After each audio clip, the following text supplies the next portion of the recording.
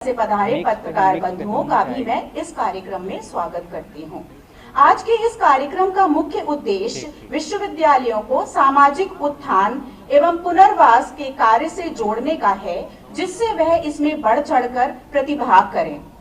इस कार्यक्रम का आरंभ हम माननीय कुलपति महोदय द्वारा औपचारिक स्वागत एवं मुख्य विषय पर उद्बोधन से करेंगे।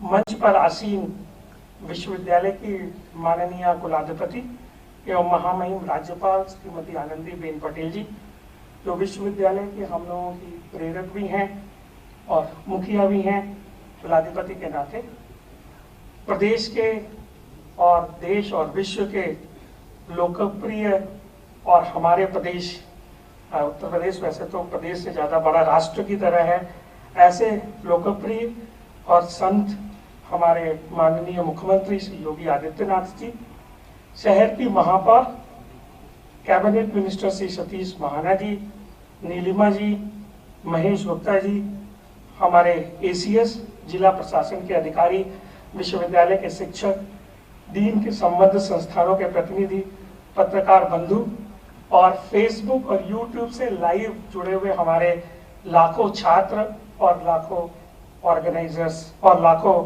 जो लोग इस कार्यक्रम को फेसबुक और यूट्यूब लाइव से देख रहे हैं।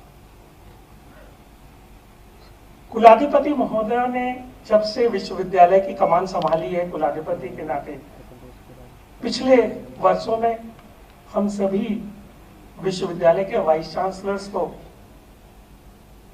अपने दीक्षांत समारोह में, जब आप पहली बार आई थी, तब आपने एक उपयोग शुरू किया था कि सभी गरीब बच्चों को जो कि स्कूल्स में पढ़ रहे हैं, ऐसे 40 बच्चों को आना जो है बहुत ही आवश्यक है, और वो बच्चे आकर कॉन्वोकेशन देखें और विश्वविद्यालय की जो अट्टालिकाएं हैं, जो बड़ा इंफ्रास्ट्रक्चर है, उस पर सबका अधिकार है, उस पर किसी एक व्यक्ति का अधिकार नहीं है।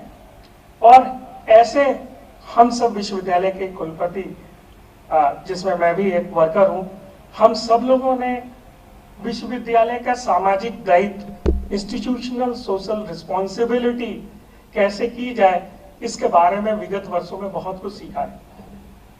टीवी के बच्चों को गोद लेना, अब लगभग सब विश्वविद्यालय के अध्यापक और लोग माननीय प्रधानमंत्री जी का और माननीय मुख्यमंत्री जी और कुलाधिपति महोदय का यह है कि यह भी प्रदेश टीवी से मुक्त हो। ऐसे बहुत से बच्चों को लगातार 6-6 महीने के लिए, 4-4 महीने के लिए सब विश्वविद्यालयों ने गोद लेना प्रारंभ किया।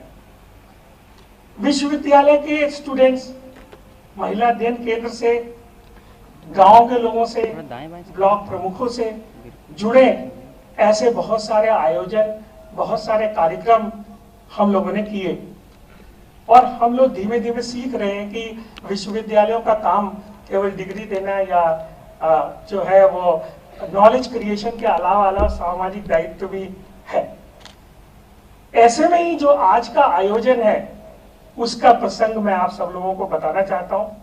पिछली दिवाली में मैडम ने यह सोचा कि सभी इंजीनियरिंग कॉलेजेस जो हमारे लखनऊ के हैं, 140 के आसपास हमारे पास आंगनबाड़ियां थी, जो को मैम ने सबको दिवाली पर बुलाया और दिवाली पर यह आह्वान किया कि टीवी के बच्चों को आप गोद लें, और आंगनवाड़ी का ऐसा एक प्रयोग जो है वह आंगनवाड़ी को बांटने के साथ ये कार्यक्रम शुरू हो।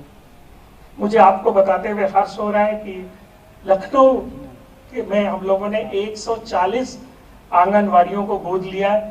आंगनवाड़ियों में आपके सामने ये सब सामान जो है वो लगभग 50,000 की वैल्यू का है, और वैल्यू बहुत इंपॉर्टेंट नहीं है, जो हमने उनसे सामंजस्य स्थापित किया, जो हमने उनसे कम्युनिकेशन स्थापित किया, जो हमारी एक भावना उनके साथ हुई, हम लोगों ने जो है ऐसे आंगनवाड़ियों को AKTU के कॉलेज के माध्यम से जो है उनको दिया।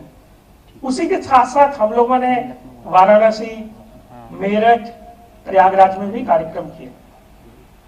पिछले 2 महीना पहले माननीय मुख्यमंत्री जी को आना था, लेकिन किसी कारणवश नहीं आ पाए, तब हम लोगों ने 40 आंगनवाड़ियों के लिए यह कार्यक्रम किया था, करने जा रहे थे। पर आज मुझे बताते हुए हर्ष हो रहा है कि अब इस मुहिम में AKTU और CSJMU दोनों जुड़े हैं और आज हम लोग 75 आंगनवाड़ियों को जो है यह जो है देने जा रहे हैं। देने जा रहे हैं ना, मतलब ये नहीं कि हम कोई दाता है, हम सब कॉलेज वालों ने मिलकर अपने सामाजिक दायित्वों को समझा है और हम लोग जो है इस तरह के कार्यक्रम को आगे बढ़ा रहे हैं। मैडम ने हम लोगों को विश्वविद्यालयों में बहुत सारे चेंजेस किए और आज के जो हमारे संस्थान हैं, Access institute, Kanpur PSIT, Kanpur institute of technology और ऐसे बहुत सारे इंस्टीट्यूट्स हैं जो आए हैं। मैं चाहता हूं कि वो जो लोगों ने डोनेट किया एक बार खड़े हो जाएं और आप उनके लिए करतल ध्वनि से जो है ध्वनि करें। मैं रिक्वेस्ट कर रहा हूं कि सभी हमारे जो मैनेजमेंट के लोग हैं जिन्होंने डोनेट किया है वो खड़े हों। और हमारे प्राणवीर सिंह जी जो यहाँ का बड़ा संस्थान चलाते हैं, उन्होंने 11 आंगनवाड़ियाँ गोद ली है और उन्होंने मुझसे कल भी कहा अगर कि भविष्य में जितनी भी आवश्यकता होगी हम लोग ऐसा कार्यक्रम करेंगे। प्लीज आप लोग बैठ जाएं। इसी प्रकार से हम लोगों ने आंगनवाड़ी में मैडम के उससे एक दिन आइडिया आई थी और हम लोगों ने सभी जो बच्चे हैं AKTU के, चूंकि हमारे पास ERP था, तो हम लोगों ने सभी बच्चों को बोला कि आप अपने जन्मदिन पर एक आंगनवाड़ी में जाइए और आंगनवाड़ी में जाकर उन बच्चों के साथ खेलिए, कुछ गुब्बारे दीजिए, कुछ खिलौने दीजिए। और मुझे खुशी हो रही है कि हम लोग हर बच्चे का बर्थडे है, हम लोग एक दिन पहले उनको SMS करते हैं, WhatsApp करते हैं और ईमेल करते हैं। और ऐसे अब तक कई बच्चों ने अपनी फोटोग्राफ्स AKTU के वेबसाइट पे लोड की है, जिसके अंदर जो है हम लोग जो है वो जो है वो लोग बर्थडे पे जाके आसपास की आंगनवाड़ियों में कार्यक्रम करते हैं। मैं आप लोग को बतलाना चाहता हूँ कि हम लोग शीघ्र ही CSJMU में भी शुरू करेंगे हर छात्र को, चूंकि यहाँ पे तो सोशल साइंस डिपार्टमेंट है और बहुत सारे डिपार्टमेंट है। मैडम के उससे हम लोग जो है सोशल साइंसेस डिपार्टमेंट को महिला अध्ययन केंद्र भी बनाया हम लोगों ने। और शीघ्र ही हम लोग ब्लॉक प्रमुख और ब्लॉक से चुनी हुई महिलाओं का मैंने पंचायत अध्यक्ष जी से भी बात की थी, शीघ्र ही उनका भी एक हम लोग कैंप और ऐसा एक ट्रेनिंग प्रोग्राम महिलाओं के बारे में शुरू करेंगे। यहाँ पे हम लोगों के साथ पुलिस कमिश्नर साहब बैठे हैं, उनसे भी हम लोगों ने बहुत सामाजिक प्रॉब्लम्स के बारे में डिस्कस किया है। कानपुर में बाहर सोने वाले लोगों की तादाद बहुत है, इस पे हम लोगों ने एक स्टडी प्रारंभ की है और हमने उनको रिक्वेस्ट किया है कि हमारे बच्चों को जेल में जाकर, और कुलाधिपति महोदय का ये विशेष निर्देश है कि हमारी बच्चों को जेल में जाकर लोगों से कार्यक्रम करना चाहिए। तो मैंने अपने पुलिस कमिश्नर साहब को रिक्वेस्ट किया है। और कहीं भी फैमिली डिस्प्यूट्स है तो हमारा लॉ का भी डिपार्टमेंट है, हम लोगों ने ये भी कोशिश की है कि हम लोग जो है उन डिपार्टमेंट्स के साथ मिलकर डिस्ट्रिक्ट मजिस्ट्रेट, कमिश्नर साहब और यहाँ की बहुत अच्छी टीम है उनके साथ रिक्वेस्ट की है, सभी के साथ डिस्कशन किया है और ऐसे बहुत सामाजिक उपक्रम हम इस विद्यालय से शुरू करने वाले हैं। आज हम लोग ने इस विश्वविद्यालय में आकर सभी चीजों को डिजिटलाइज करने का प्रयास किया है। अगले कार्यक्रम में हम लोग बहुत सारे ऐप यहाँ पे जारी करेंगे। आप लोगों को जानकर खुशी होगी कि विश्वविद्यालय ने स्टूडेंट सपोर्ट सेंटर बनाया है। पिछले 15 दिनों में हम लोगों ने 20,000 से ज्यादा वेरिफिकेशंस कंप्लीट किए जो 1 साल से लंबित थे। सभी को डिग्रियां घर पे मिलने लगी हैं और हम लोगों ने 3 दिन का टारगेट रखा है कि 3 दिन में किसी भी को आए हुए बिना यहाँ पे वैसी डिग्रियां मिलेंगी। आज के आंगनवाड़ी के कार्यक्रम में कुलाधिपति महोदय का मैं बहुत बहुत स्वागत करता हूँ और उन्होंने विश्वविद्यालयों के लिए अभी हाल में ही टीचिंग के जो हमारे कार्यक्रम है, जो टीचिंग के सिलेक्शंस है, उनके लिए बहुत पारदर्शी चीजें की हैं जो मेरी समझ से भारत देश में पहली बार है। और मुझे याद है कि माननीय मुख्यमंत्री जी ने जब पहली बार बैठक की थी विश्वविद्यालयों के VC की, तो उन्होंने एक ही बात कही थी कि अगर आप कोई गलत सिलेक्शंस करते हैं तो हमारे यहाँ से लोग भी जो है वो पलायन करेंगे। आप विश्वविद्यालय के VCs को ध्यान रखना चाहिए कि सही सिलेक्शंस और पारदर्शिता से सिलेक्शन हो। हम लोगों ने AKTU में भी 300 से ज्यादा सिलेक्शन ईमानदारी से किए थे और माननीय मुख्यमंत्री जी उस समय आए भी थे और सभी के साथ जो है उन्होंने उसका आशीर्वचन भी दिया था। मैं विश्वविद्यालय के VC के नाते जो भी सामाजिक परियोजनाएं हैं कुलाधिपति महोदय और माननीय मुख्यमंत्री जी के निर्देश में वो जो है हम लोग जो है जरूर पूरी करेंगे। और आप दोनों के निर्देश और माननीय प्रधानमंत्री जी के जो भी डिजिटलीकरण है और समग्र भारत है उसके लिए शुरुआत करेंगे। जो बच्चे कोरोना से जिनकी डेथ हुई है उनके लिए हम लोगों ने फीस माफ कर दी है, उनको हम लोग कर रहे हैं। ऐसे टीचर्स को भी माननीय मुख्यमंत्री जी ने निर्देश दिया था, उनके लिए भी हम लोग खड़े हैं। उन्हें एसोसिएशन से बात की है कि उन्हें भी हम सपोर्ट करेंगे। और ऐसे हम लोगों ने बहुत से कार्यक्रम, हमने एक इंटर्नशिप का प्रोग्राम शुरू किया है, जिससे यदि कोरोना की तीसरी लहर आए तो मेडिकल कॉलेज के साथ हम जो बच्चे मेडिकल उसमें पढ़ रहे हैं, हम जो है उनको इंटर्नशिप दे रहे हैं और वो मेडिकल कॉलेज में काम करेंगे और समय आने पर वो उन लोगों की मदद भी करेंगे। मैं आप सभी लोगों से कहना चाहता हूं कि माननीय कुलाधिपति महोदय जी का और माननीय मुख्यमंत्री जी का करतल ध्वनि से स्वागत करें इस प्रांगण में। और साथ साथ माननीय मुख्यमंत्री जी ने कोविड-19 की दोनों लहरों में जिस तरीके से उत्तर प्रदेश के लोगों की जान बचाई है, हम सब लोगों की जान बचाई है। और आते भी पूछ रहे थे कि कोविड है कैसे है, उसके लिए तो पूरा उत्तर प्रदेश, पूरा देश और हम लोग के, चूंकि मैं HBTU से हूँ, 100 साल हो गए हैं, वहाँ के भी सारे एल्युमिनीज, जो यूपी का मॉडल है कोविड-19 के लड़ने का, उसका बहुत सारा व्हाट्सएप पे भी आता रहता है, आप लोग के भी पास आता रहता है कि हमारा स्टेट बेस्ट तरीके से कोविड से लड़ा है। उसके लिए दिल की गहराइयों से और आपकी तरफ से एक करतल ध्वनि से माननीय मुख्यमंत्री जी का स्वागत करें। कोविड-19 के जिस तरीके से उन्होंने लड़ाई लड़ी है, स्वयं भी बीमार थे तब भी उन्होंने किया है। और दूसरा, जिस तरीके से कुंभ का मेला यहाँ पे आयोजित किया टेक्नोलॉजी से, उससे भी दोनों के लिए मैं उनका भी स्वागत करता हूँ। और मंच पे बैठे हुए नीलिमा जी, प्रमिला जी और सतीश महाना जी, उनसे भी ये निवेदन रहेगा, वो इंडस्ट्रीज के मिनिस्टर हैं, कि आंगनबाड़ी के प्रोग्राम में हम लोग का सहयोग करें। और इसी के साथ आप सभी का स्वागत करते हुए मैं अपनी वाणी को विराम देता हूँ। और अंत में अटल जी की एक कविता, जिसे मैं अच्छा मानता हूँ, मुझे अच्छी लगती है, उसके साथ अपनी बात समाप्त करना चाहता हूँ। गीत नया गाता हूँ, गीत नया गाता हूँ, टूटे हुए तारों से फूटे वासंती स्वर, पत्थर की छाती में उग आया नौ अंकुर, झरे सब पीले पात, कोयल की कुहुक रात, प्राची में अरुणम को देखा देख पाता हूँ, गीत नया गाता हूँ। टूटे हुए सपनों की कौन सुने सिसकी, अंत की चीर व्यथा पलाकों पर ठिठकी, हार नहीं मानूंगा, करार नहीं ठानूंगा, काल के कपाल पे लिखता मिटाता हूँ, गीत नया गाता हूँ। जय हिंद, जय भारत।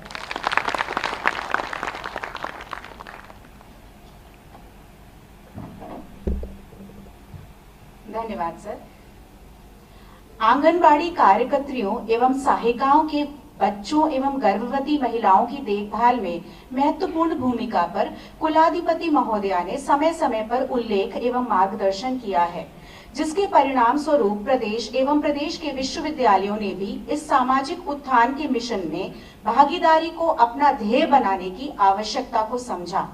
इसी क्रम में माननीय कुलपति जी के नेतृत्व में विश्वविद्यालय से संबद्ध महाविद्यालयों ने आंगनबाड़ियों में उचित संसाधनों की व्यवस्था बनाने में सहयोग देने का संकल्प लिया है।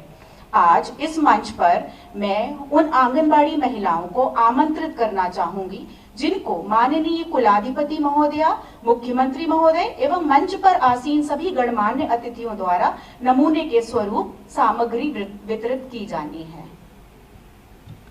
कृपया आंगनबाड़ी महिलाएं एक एक करके आए। प्राची, मैं एक एक का नाम ले रही हूँ, कृपया आप लोग मंच पर आए।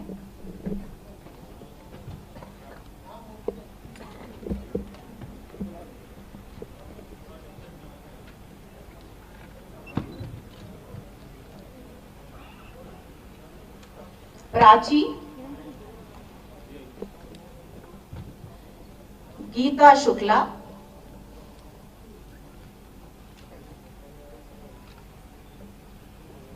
गरिमा यादव,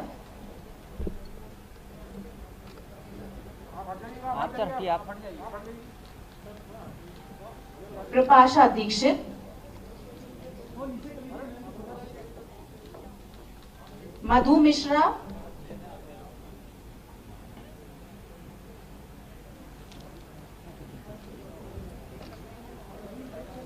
ये गलत कर दिया। अरे बीसी साहब इधर, तारा ये देवी, तो यार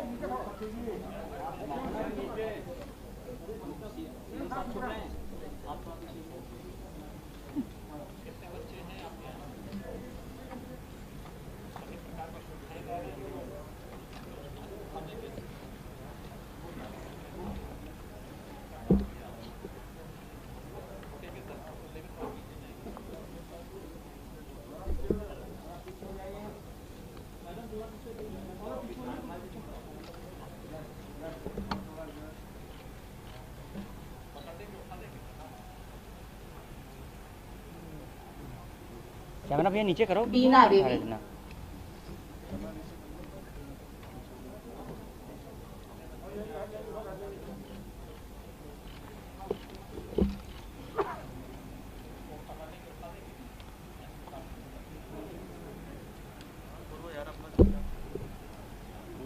रेखा गौतम।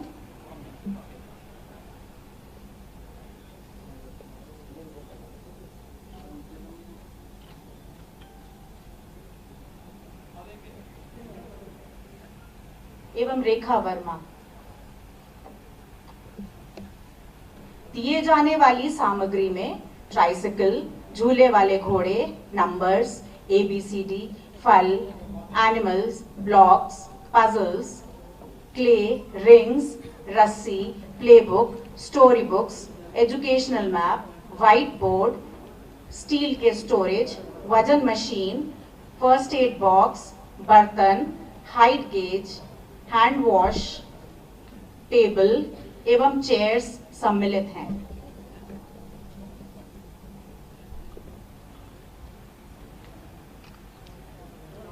एवं विश्वास सर्वदा उन्होंने प्राप्त किया है। आज के कार्यक्रम में उनकी उपस्थिति के लिए हम सब कृतज्ञता ज्ञापित करते हैं। माननीय मुख्यमंत्री जी से अनुरोध है कि वे अपने आशीर्वचनों से सभा को अभिषेचित करें।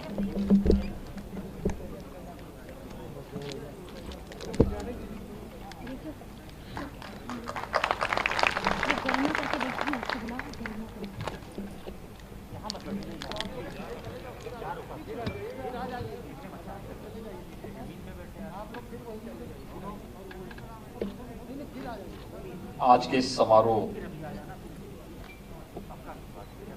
की प्रेरक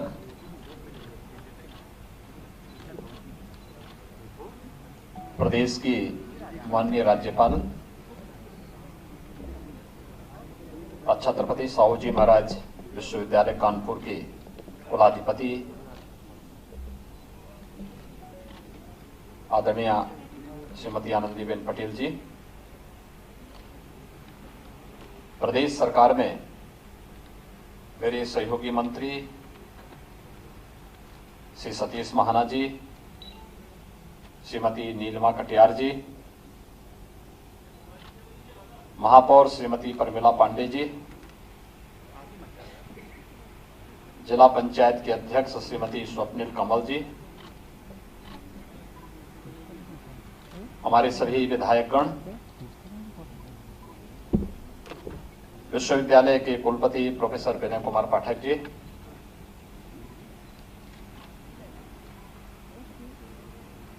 विश्वविद्यालय से संबद्ध महाविद्यालयों के सभी प्रबंधक और प्राचार्यगण,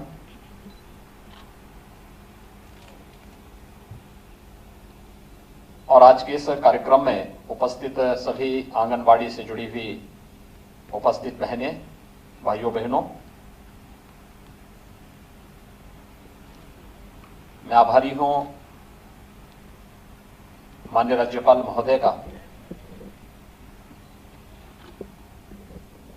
जिन्होंने एक अभिनव पहल करके शिक्षा केंद्रों को समाज के साथ जोड़ने का एक सार्थक प्रयास किया है। मैं इसके लिए उनका हृदय से अभिनंदन करता हूं और आप सभी सहयोगी संस्थाओं को इस पहल के लिए हृदय से धन्यवाद भी देता हूं। यह अत्यंत महत्वपूर्ण क्षण है। आंगनबाड़ी केंद्रों को गोद लेने और उन्हें सुविधा संपन्न बनाने के लिए बिना किसी शासन के सहयोग के समाज अपनी जिम्मेदारियों का निर्वहन कर सके और उस जवाबदेही के साथ अपने आप को जोड़ सके, इस दृष्टि से जो एक पहल हुई है, यह बहुत अभिनंदनीय पहल है। आंगनबाड़ी वास्तव में नींव है हमारी सामाजिक व्यवस्था की। और मैं इन आंगनबाड़ी केंद्रों से जुड़ी हुई बहनों का बहुत अभिनंदन करूंगा कि इन्होंने कोरोना कालखंड में बहुत अच्छा काम किया है, बहुत ही अच्छा काम किया है निगरानी समितियों के माध्यम से। उत्तर प्रदेश देश की आबादी का सबसे बड़ा राज्य है और अगर हम देखें तो 24 से 25 करोड़ की इस आबादी के बारे में कोरोना महामारी के दौरान हर व्यक्ति सशंकित था।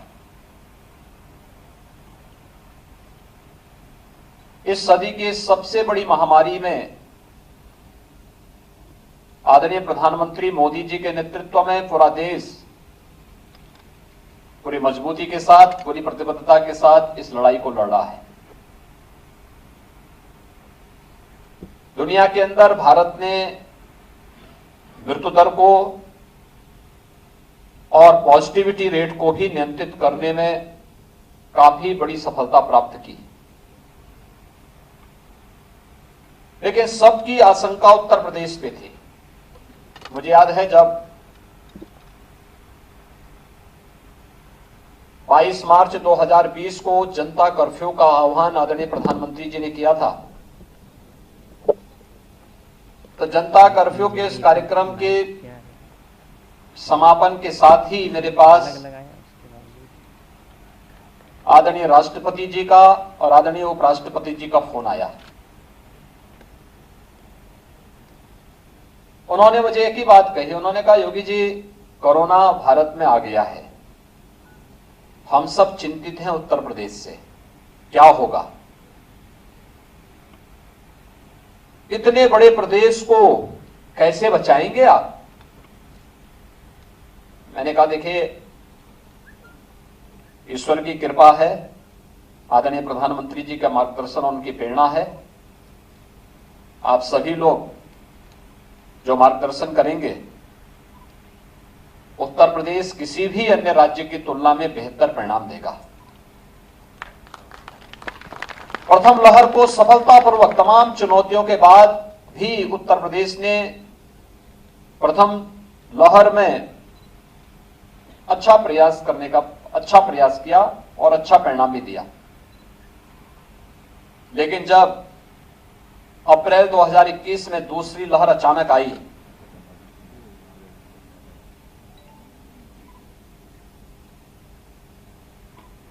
कोई उपचार दुनिया के पास नहीं, वैक्सीनेशन बचाव का एक उपाय है। 16 जनवरी 2021 से देश के अंदर भी वैक्सीनेशन का बृहद अभियान प्रारंभ हुआ और ये प्रधानमंत्री जी की दूरदर्शिता थी कि उन्होंने पहले चरण में हेल्थ वर्कर्स को पूरी तरह वैक्सीनेट कर दिया। हेल्थ वर्कर के बाद कोरोना वॉरियर्स को उसके साथ जोड़ दिया। ये जितने भी आंगनबाड़ी से जुड़ी हुई बहनें हैं, आशा बहनें हैं, इन सभी लोगों ने स्थानीय जनप्रतिनिधि, हमारे विधायकगण, सांसदगण के मार्गदर्शन में ग्राम प्रधान, पार्षद, इन सब के नेतृत्व में काम किया और मैंने सचमुच उस समय इनके कार्य को देखा है। क्योंकि जब दूसरी लहर को पैनिक बना दिया गया, स्थिति अनियंत्रित सी होती हुई दिखाई दे रही थी, तो मुझे स्वयं फील्ड में उतरना पड़ा था और मैं फिर जनपद जनपद का दौरा करने के लिए निकला। फिर मीडिया की ओर से आने लग गया कि गांवों में ज्यादा फैल गया, तो मैंने गांवों का भी रुख किया और मैं देखता था, कोई और मिले ना मिले, लेकिन आंगनवाड़ी और आशा बहनें मुझे जरूर गांवों में मिलती थी, घर घर स्क्रीनिंग करने के कार्य के साथ भी दिखाई देती थी। हम लोगों ने मेडिसिन किट पहले देनी प्रारंभ की। उत्तर प्रदेश के इस मॉडल को WHO ने भी, नीति आयोग ने भी और दुनिया के सभी संस्थानों ने उत्तर प्रदेश के इस मॉडल को न केवल स्वीकारा बल्कि उसकी सराहना भी की और उसको स्वीकारा भी और अन्य राज्यों से और देशों से भी कहा कि उत्तर प्रदेश ने जैसे कोरोना के लिए प्रोएक्टिव होकर के कार्य किया है, उसी तर्ज पर कार्य किया जाना चाहिए।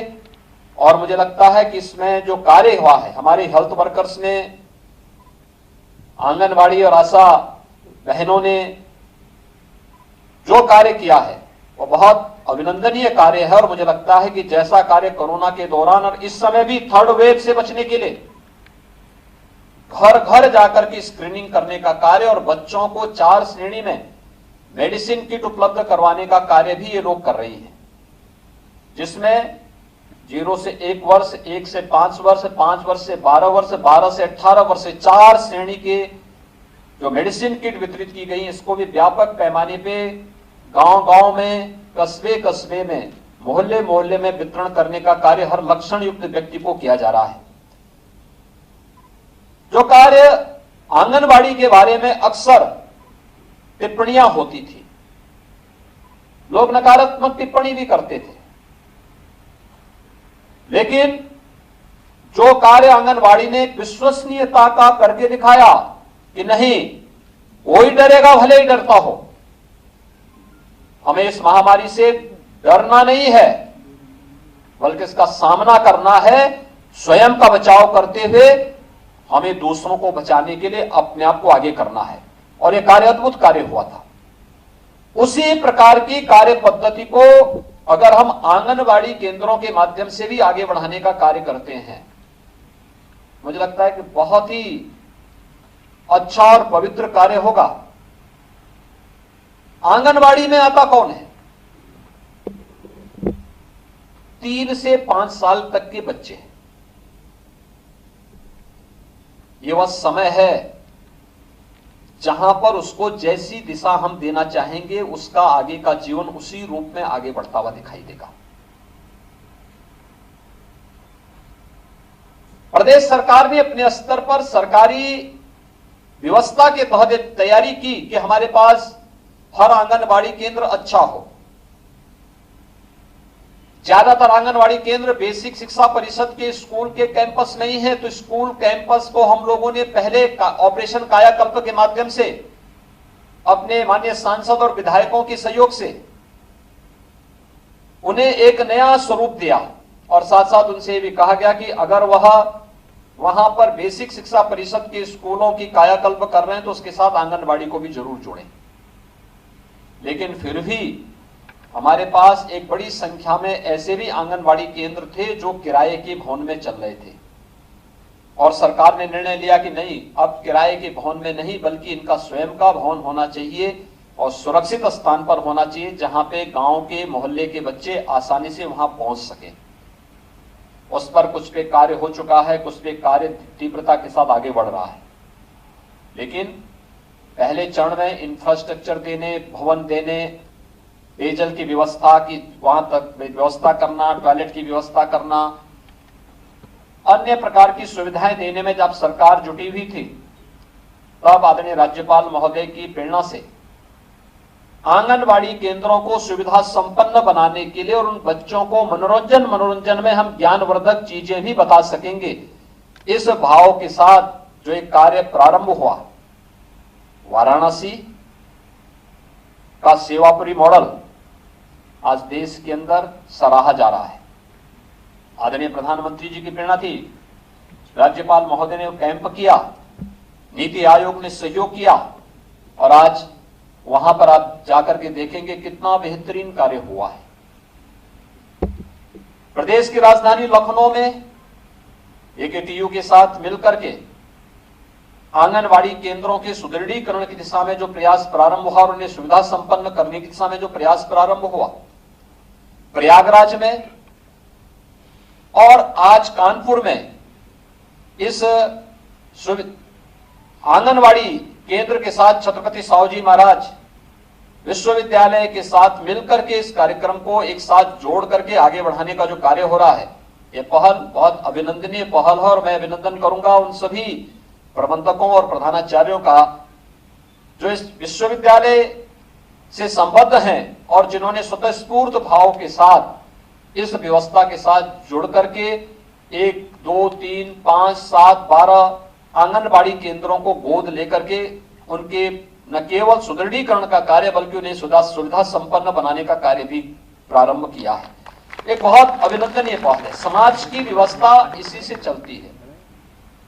याद करना, समाज की व्यवस्था में अगर सरकार आगे है, समाज पीछे है, तो वह कार्य योजना कभी भी बहुत सफल हो जाएगी उसकी संभावना बहुत क्षीण होती है। लेकिन जब समाज स्वयं आगे होता है और सरकार पीछे रहती है, तो ये मान करके चलिए वो जन आंदोलन बनेगा, और जन आंदोलन हमेशा सफल होता है, लोक कल्याण का कारक बनता है। और हमें लोक कल्याण के कारक के रूप में इस व्यवस्था को आगे बढ़ाने का कार्य करना चाहिए, और ये उसी प्रकार की पहल है। इससे पहले हर एक विश्वविद्यालय से, हर एक संस्थान से ट्यूबरक्लोसिस से जुड़े हुए एक एक बच्चे को, एक एक व्यक्ति को गोद लेने की जो पहल थी, व्यापक सफलता उसमें प्राप्त हुई। बहुत सारे बच्चे टीबी मुक्त हुए हैं, सामान्य जीवन यापन करने की दिशा में अग्रसर हो रहे हैं। जिन्हें एक निराशा थी, हताशा थी, उपचार पहले भी था, सुविधा पहले भी थी, लेकिन हम समाज को उसके साथ जोड़ करके लोगों को उसके प्रति जागरूक कर सकें और उसके लिए प्रेरित कर सकें, एक बड़ी पहल है। और आदरणीय राज्यपाल महोदय ने इस पहल को आगे बढ़ाया है। मैं इसके लिए उनका हृदय से अभिनंदन करता हूं और प्रदेश वासियों की ओर से उनका आभार भी व्यक्त करता हूं। आज का एक कार्यक्रम वास्तव में उस वर्ग के बच्चों का है जो आंगनबाड़ी से जुड़े हुए हैं और समाज के अंतिम पायदान पर बैठे हुए हैं। स्वाभाविक रूप से आप समझ सकते हैं कि आंगनबाड़ी केंद्रों में किन बच्चों को हम लोग लेकर के आते हैं। उनके प्रशिक्षण, वहां पर उनके लिए आवश्यक बुनियादी सुविधाओं का अभाव बहुत बार होता है, जानकारी नहीं होती है। कोरोना के कारण विगत 16 महीनों से शिक्षण का कार्य स्कूलों में बाधित हुआ है।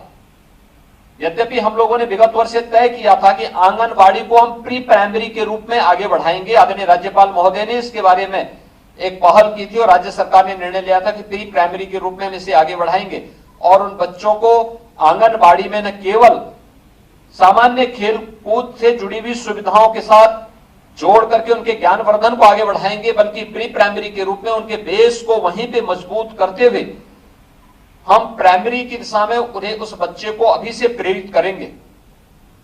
लेकिन विगत 16 महीनों से कोरोना के कारण जैसे सामाजिक जीवन का प्रत्येक क्षेत्र प्रभावित हुआ है, वैसे ही शिक्षा जगत भी इससे अछूता नहीं रहा है। बेसिक शिक्षा हो, माध्यमिक हो, उच्च हो, टेक्निकल एजुकेशन हो या फिर अन्य क्षेत्र भी इससे बुरी तरह प्रभावित हुए हैं। लेकिन इस सब के बीच से यह भी रास्ता निकालना है। कोरोना महामारी से निपटने के लिए सरकार अपनी तरीके से रणनीति अपना रही है। समाज उसके साथ मिलकर के, जुड़ करके कार्य कर रहा है। समाज और सरकार मिलकर के जब एक साथ मिलकर के कदम आगे बढ़ाती है तो फिर सफलता में किसी भी प्रकार का संदेह नहीं रह जाता है। और आंगनबाड़ी केंद्रों को सुविधा संपन्न बनाने, उनके सुदृढ़ीकरण के लिए की जा रही यह पहल अत्यंत अभिनंदनीय है।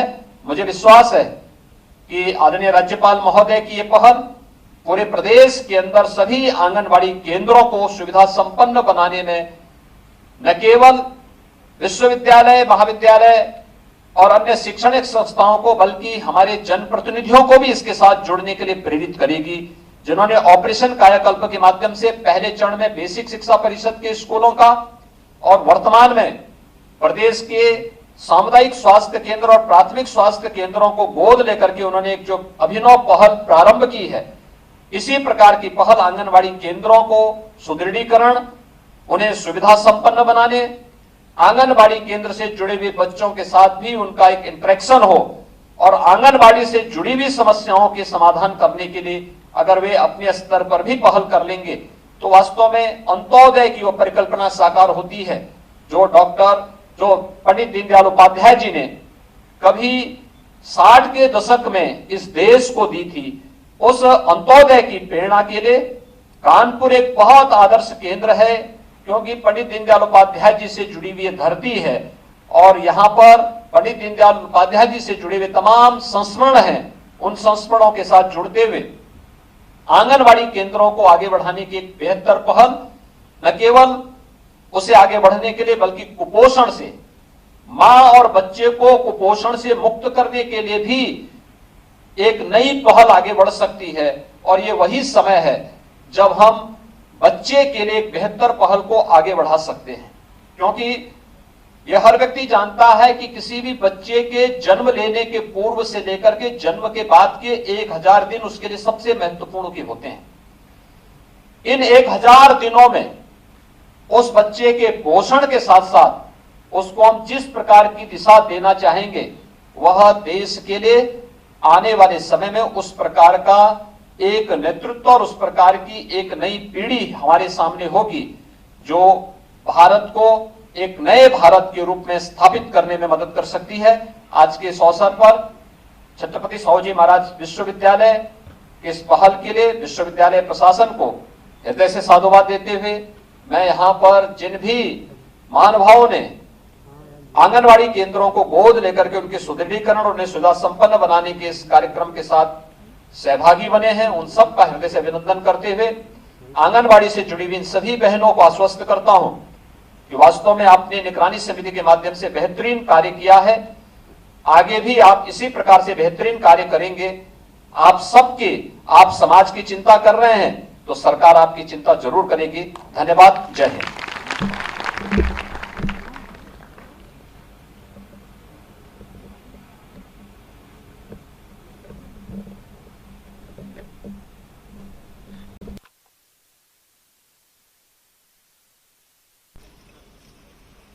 इस कार्यक्रम में उपस्थित महाविद्यालयों के प्रतिनिधियों को मैं मंच पर उनके सराहनीय योगदान पर प्रमाण पत्र ग्रहण करने हेतु आमंत्रित करती हूँ।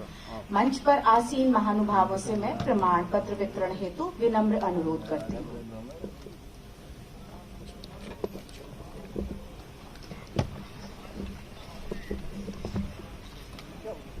Axis Institute of Technology and Management Kanpur से doctor Ashish Malik,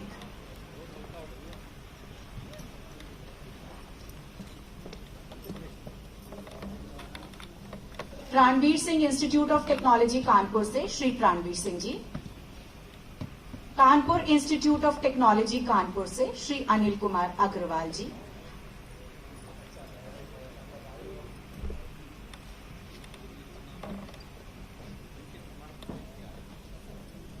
Maharana Pratap Group of Institutions से श्री गौरव भदौरिया जी,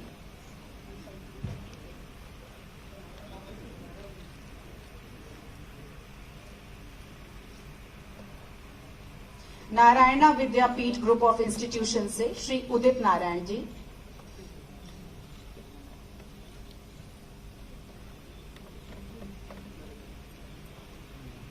Allen House Institute of Technology Kanpur से श्री भगवान जगवानी जी,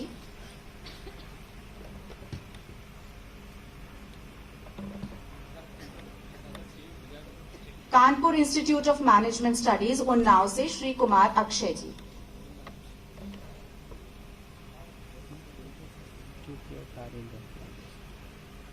इसके अतिरिक्त मैं डॉक्टर सुखदेव सिंह जी, डॉक्टर सतीश शुक्ला जी, श्री ओम नारायण त्रिपाठी जी, श्री मुकेश भारती जी एवं श्री रंजीत सिंह राजावत को भी आमंत्रित करती हूँ।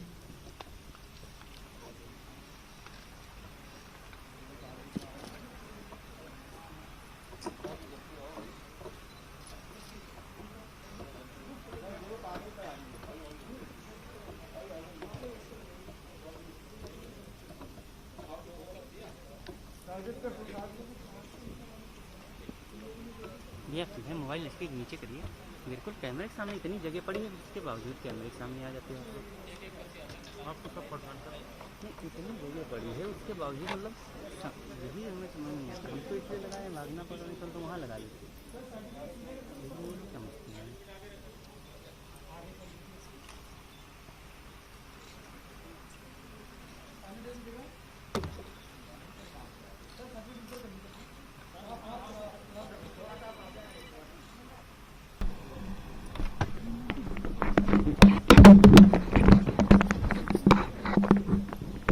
उत्तर प्रदेश के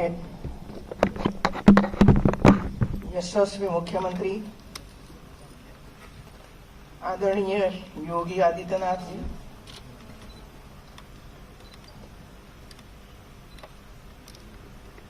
माननीय मंत्री श्री सतीश महामाना जी, मंत्री नीलिमा कटियार जी, हमारी मेयर, AKTU के कुलपति, मंच पर विराजमान अन्य सब महानुभाव, जिसके द्वारा आज आंगनवाड़ी को कुछ न कुछ भेंट दिया गया है, ऐसी सभी संस्थाएं के सभी ट्रस्टी या तो प्रिंसिपल, आंगनवाड़ी की सभी कार्यकर्त्री बहनें और अन्य उपस्थित सभी पदाधिकारी भाई बहनें, मैं आंगनवाड़ी की जो महिलाएं हैं जो काम कर रही है सालों से, वैसे तो पूरे भारत में 1975 से आंगनवाड़ी की कल्पना शुरू हुई, लेकिन जिस तरह ये आंगनवाड़ी का लक्ष्य था, क्यों आंगनवाड़ी शुरू की गई है, ये लक्ष्य के सामने देखकर आंगनवाड़ी में क्या क्या होना चाहिए, आंगनवाड़ी कैसे होनी चाहिए, आंगनवाड़ी की महिलाओं की ट्रेनिंग कैसी होनी चाहिए, उसका पाठ्यक्रम कैसा होना चाहिए, इसके बारे में पिछले समय में कुछ सोचा नहीं गया। मैं ये बताना चाहती हूँ कि ऐसा नहीं है। मैं जब 98 में पहली बार मंत्री बनी, इसके पहले मैंने 30 साल शिक्षा क्षेत्र में काम करती थी। मेरे सामने रखा गया कि आपको शिक्षा विभाग और महिला बाल कल्याण विभाग दिया जाता है। पहली मीटिंग तो हम लोगों ने कर दी शिक्षा विभाग की। जब महिला बाल कल्याण विभाग की मीटिंग करनी थी, तब मैंने कहा कि भाई बुलाइए सब अधिकारी को। तब पता चला कि वो सिर्फ ऑन पेपर है, कोई आंगनवाड़ी कहाँ चलती है, क्या है, कार्यकर्त्री तो थी, सुपरवाइजर भी थे, लेकिन धरती पर कुछ नहीं था। हम लोगों ने शुरू किया और मैं आज ये कहूंगी आप सबको कि 2001 तक मैं नहीं कर पाई थी। जब मुख्यमंत्री नरेंद्र भाई मोदी बने और उसके सामने मैंने ये विषय रखा, तब उनको इतना आश्चर्य हुआ कि जो देश में या तो गुजरात में 50% महिलाएं हैं और 25% बच्चे हैं, 75% लोगों के लिए न कोई विभाग है, न कोई कार्यक्रम है, न कोई योजना है, न कोई बजट है। ऐसी स्थिति में सालों तक गुजरात चला। फिर हम लोगों ने शुरुआत की और इसके लिए काफी कुछ करना पड़ा, चाहे भवन बनाना पड़ा, महिलाओं की ट्रेनिंग करनी पड़ी, गैस का कनेक्शन दिया, कुकर दिया, आंगनवाड़ी में ही गरम गरम रसोई, पूरा मेनू, ये सब कुछ शुरू किया। आंगनवाड़ी महिलाओं के लिए पाठ्यक्रम बनाया, पाठ्यक्रम बनाने के बाद उसकी ट्रेनिंग कैसी होनी चाहिए, ये काम शुरू किया। जब मैं राज्यपाल के रूप में इधर आई, तब ये छोटे मोटे काम करते हैं, लेकिन एक बार पीएम साहब ने मुझे ये कहा कि आपने जिस तरह गुजरात में एक जन आंदोलन आंगनवाड़ी के लिए चलाया था, ऐसा जन आंदोलन आप मेरे मत क्षेत्र में चलाइए। तो उसी समय तो कोरोना चल रहा था, तो एक बार ऑनलाइन अधिकारियों के साथ चर्चा की, उसको मार्गदर्शन दिया और जो जो बातें मैंने बताई, इस सभी बातों ने उसके धरती पर आंगनवाड़ी में करवाई और 1-1.5 महीने के बाद फिर से हम लोगों ने ऑनलाइन जुड़े और क्या क्या किया आंगनवाड़ी में, ये सब कुछ मेरे सामने रखा। इसके बाद हम लोगों ने ये तय किया कि अभी जो न्यू पॉलिसी आई, ये न्यू पॉलिसी के हिसाब से हमें पाठ्यक्रम बनाना पड़ेगा और उसकी ट्रेनिंग भी करनी पड़ेगी। तो एक पाठ्यक्रम विद्या भारती के साथ बैठकर एक पाठ्यक्रम बनाया और पाठ्यक्रम बनाने के बाद वाराणसी में 250-300 महिलाओं का, कार्यकर्त्रियों का, जिसमें सुपरवाइजर भी उपस्थित रखी, सीडीपीओ भी उपस्थित रहे और अधिकारी भी उपस्थित रहे। और 3 दिन का ये कार्यक्रम वाराणसी में चला और महिलाओं को सिखाया गया किस तरह बच्चों के साथ आपको गीत प्रेजेंट करना है, किस तरह आपको जो स्टोरी है वो स्टोरी किस तरह बतानी है बच्चों को। स्पोर्ट्स में भी साइंस कैसे आता है, स्पोर्ट्स में भी मैथ्स कैसे सिखाया जाता है।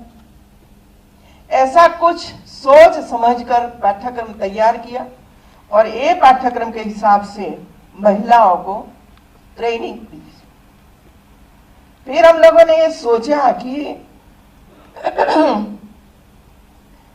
देखिए महिला, मैं गुजरात में आंगनवाड़ी कार्यकर्ता बहनों को मैं माता यशोदा के रूप में देखती थी कि ये हमारी माता यशोदा है।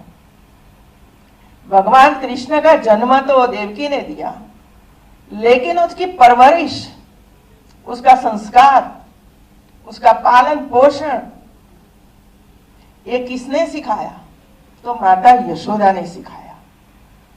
जन्म देने वाले तो और है, लेकिन उसको संस्कार देने वाली हमारी ये कार्यकर्ता सामने बैठी है ना, वो है। इसी वजह से मैं उसको माता यशोदा के रूप में देखती हूँ।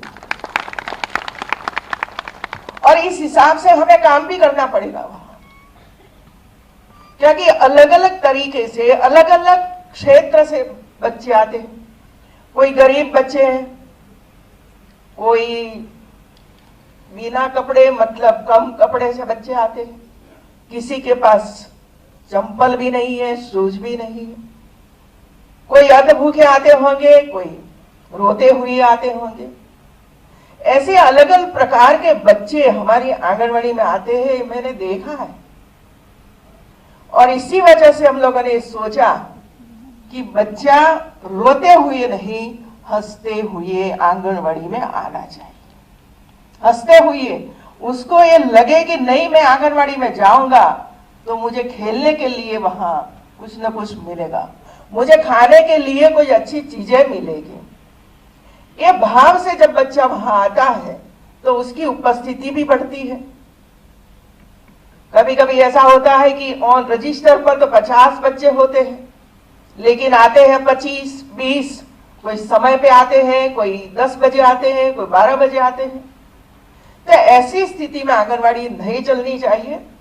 और ये प्रयास किया गया कि समाज को आंगनवाड़ी के साथ कैसे जुड़ा जाए, और इसका प्रयोग जो हमारे वीसी ने बताया, इसी वजह से मैं डुप्लीकेशन नहीं करूंगी।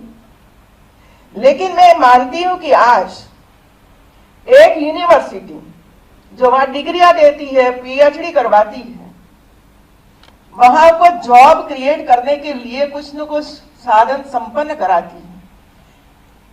ऐसी टॉप लेवल की यूनिवर्सिटी है, टॉप लेवल की शिक्षा उसको दी जाती है। कोई रिसर्च वर्क होता है जो समाज को जरूरी है। और एक है हमारी आंगनवाड़ी जो सबसे गरीब वर्ग के बच्चे 3 साल से 5 साल के और 0 से 3 साल के बच्चों के लिए और प्रेग्नेंट वुमन के लिए ये आंगनवाड़ी है। तो ये दोनों को हम लोगों ने जोड़ने का प्रयास किया है। आप यूनिवर्सिटी है, हम लोग यही मानते थे अभी तक कि हमारा काम परीक्षा लेना, रिजल्ट देना, एडमिशन करवाना और कहीं अच्छी लैब बनाकर बच्चों को इसमें सिखाना, प्लेसमेंट करना, जॉब देना। लेकिन जॉब क्रिएटर कैसे बने, इस दिशा में कम सोचते थे। इसके दायरे में हम रहते थे, लेकिन कैंपस के बाहर हम कभी नहीं निकले। और जब हम लोगों को पता चला कि जब नेक का हिसाब होता है, नेक एक्रेडिटेशन में जब आप जाते हो, तब इसमें एक बड़ा कॉलम है सोशल चेंज करने के लिए, सोशल वर्क करना है यूनिवर्सिटी को। जब मैं पहली बार मध्य प्रदेश में गई और जब मैंने नेक का प्रेजेंटेशन सबके सामने रखने के कहा, तब कई लोगों को पता ही नहीं था इसमें क्या है। उसी समय हम लोगों ने चर्चा की और मैंने दिशा दर्शन किया। सोशल चेंज करने के लिए हमें गांव में जाना पड़ेगा, समाज के साथ बैठना पड़ेगा, हमें anganwadi, primary school, secondary schools के बच्चों को इसमें जोड़ना पड़ेगा और हमें इतने अलग अलग प्रकार के काम करने पड़ेंगे जो हमारी समस्या है समाज में। ये समस्या को भी एड्रेस करना पड़ेगा, दूर करने के लिए प्रयास करना पड़ेगा, प्रचार प्रसार करना पड़ेगा। ऐसी कई बातें उसके सामने रखी, तब जाकर ये प्रयास किया कि एक एक यूनिवर्सिटी 5 गांव को गोद ले, कॉलेज 1 गांव को गोद ले। मैं जब यूपी में आई तो आप देखिए मित्रों, कितना सरल काम है, कोई कठिन काम है ही नहीं। यूपी में 58,000 गांव है, 58,000 गांव है और कॉलेज कितनी है? यूनिवर्सिटी, कॉलेज, प्राइवेट कॉलेज, ये सब मिलाकर 60,000 है। 60,000 तो हिसाब सीधा है। एक यूनिवर्सिटी, एक कॉलेज, एक एक गांव को हम गोद ले लेते हैं और 5 साल तक सरकार की योजना, केंद्र सरकार की योजना, समाज की समस्याएं, ये सबको हम एड्रेस करेंगे तो 5 साल में यूपी की शिकल बदल सकते हैं, शिकल बदल सकते हैं।